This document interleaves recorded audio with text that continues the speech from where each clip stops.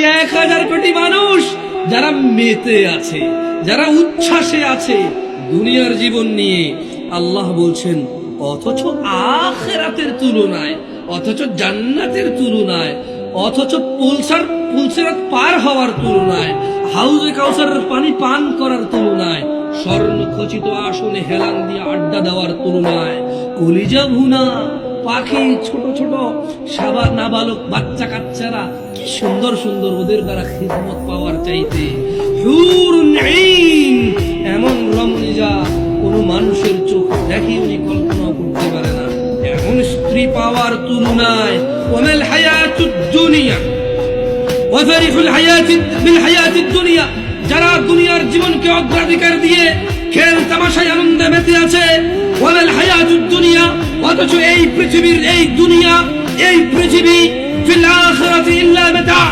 আখিরাতের তুলনায় অত্যন্ত নগণ্য বস্তু। উদাসীনতা আর নয়, বেখেয়ালি আর নয়।